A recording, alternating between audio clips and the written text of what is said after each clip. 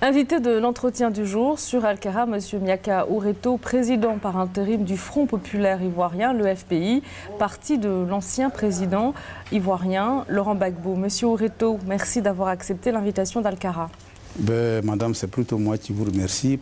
Quel état des lieux faites-vous aujourd'hui du FPI en Côte d'Ivoire? Nous avons des difficultés pour fonctionner et il faut saluer la volonté des militants qui, malgré les difficultés à la fois d'ordre matériel et financier, d'ordre matériel, parce que tous les responsables du FPI, pour ne pas dire tous les militants du FPI, ont vu leur bien saccagé.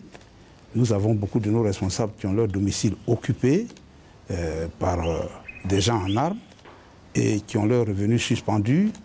Et vous savez, dans une société de consommation, ça n'est pas facile quand vous n'avez plus le pouvoir d'achat. Et malgré ces difficultés-là, quand il y a des activités et qu'on convoque les militants, ils se donnent les moyens, tant bien que mal, pour venir à ces manifestations. Donc nous travaillons, mais dans des conditions extrêmement difficiles. Surtout, madame, si nous devons ajouter à cela que, eu égard au fait que l'activité politique, c'est une activité qui coûte cher, et Laurent Gbagbo, justement, pour promouvoir et consolider la démocratie, a imaginé et a fait voter une loi sur le financement public des partis politiques. C'est cette loi qui a permis aux partis politiques, jusqu'à sa chute, de fonctionner dans des conditions idéales de travail. Parce que chaque formation politique, comme le PDCI, le RDR aujourd'hui au pouvoir, ont bénéficié de l'application de cette loi et ont bénéficié de fonds assez substantiels. Ce que vous nous dites, M. Oureto, c'est que le FPI aujourd'hui ne profite pas de l'application de cette loi sur le financement des partis politiques? Absolument pas. Cela fait maintenant que plus de 2 ans, un peu plus de 2 ans, que nous n'avons pas ce financement. Nous avons des retards de paiement, des arriérés de paiement pour l'année 2011 et l'année 2012.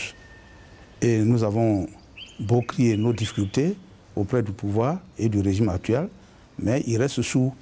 Alors le FPI a annoncé son intention de boycotter les élections municipales et régionales du 21 avril. Vous dites que les conditions ne sont pas réunies. Pour quelles raisons? Les conditions ne sont pas réunies parce que notre pays sort d'une profonde crise. Il y a eu des morts. Le régime qui s'est installé depuis le 11 avril 2011 entretient un système de terreur. Tout le monde a peur. Pour preuve, aujourd'hui, nous avons beaucoup de nos militants qui sont soit en exil, qui sont soit en prison.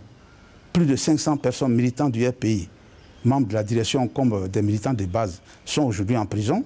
Et il y a plus de 3000 personnes qui sont en exil dans les pays limitrophes. Mais aujourd'hui, il y a un climat d'insécurité, madame.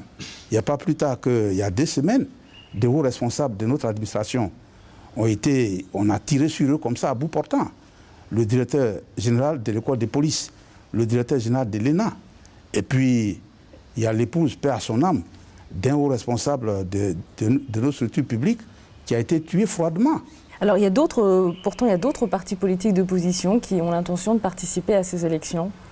Il y a aujourd'hui un pouvoir qui souffre d'un manque de légitimité de façon criarde et qui a envie de se mettre un vernis. Donc il y a recours à tous les moyens pour séduire certaines formations politiques de moindre calibre pour lui donner ce vernis-là. Nous disons que nous ne rentrons pas dans ce jeu parce que le FPI est la première formation politique du FPI de Côte d'Ivoire pour nous en tenir au résultat du premier tour des élections présidentielles. Nous avons remporté, notre candidat Laurent Gbagbo a remporté ces élections avec 38% des voix, loin devant le RDR et le PDCI. Donc nous sommes la première formation politique dans le pays. Mais du point de vue de vos détracteurs, le FPI n'a jamais eu l'intention de participer à ces nouvelles élections. C'est une fuite en avant. C'est une fuite en avant. Ceux qui le disent, ils se réjouissent intérieurement que le FPI ne puisse pas participer. Ils se sont donné tous les moyens pour exclure le FPI du jeu politique. Parce que nous posons des conditions de réforme de la CEI. C'est conformément aux lois qui ont fondé cette CEI-là, elle est maintenant obsolète. Elle est hors jeu. Parce que la CEI avait pour mission d'organiser uniquement les élections présidentielles et les élections législatives. Et le dialogue politique, est-ce qu'il est définitivement rompu pour le FPI? Nous laissons toujours une fenêtre dans l'intérêt supérieur du peuple de Côte d'Ivoire et de notre pays. Nous disons que nous sommes toujours disposés, pourvu que le pouvoir en manifeste la volonté réelle. pour que le fil du dialogue soit recollé. Nous sommes toujours disponibles pour aller à ces dialogues-là. Parmi les revendications du FPI figure un projet, une loi d'amnistie, une rencontre au sommet également entre l'actuel président Alassane Ouattara et l'ancien président Laurent Gbagbo détenu à La Haye. Sur le premier point, la loi d'amnistie, pour qui cette loi et quand? La loi d'amnistie, pour qui? C'est pour tout le monde en fait. Parce que la crise en Côte d'Ivoire ne date pas que de la période post-électorale. Hein. Le régime de Laurent Gbagbo a été attaqué depuis la nuit du 18 septembre 2002.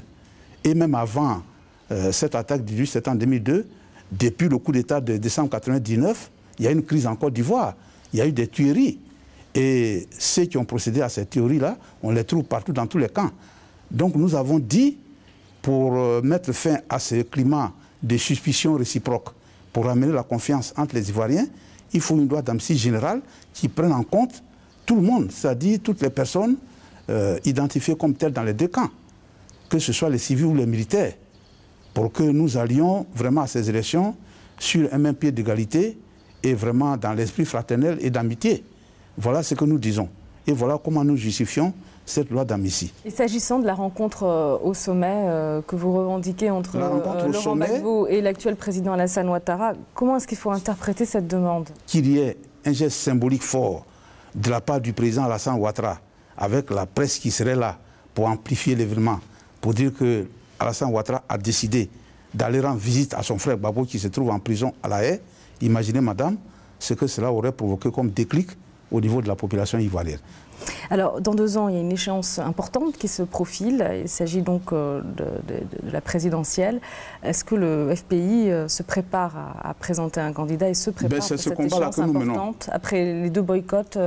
Manifestement, vous annoncez le 2e boycott. La volonté du régime Ouattara, qui a très peur du FPI, c'est de se donner tous les moyens pour exclure le FPI de ses compétitions.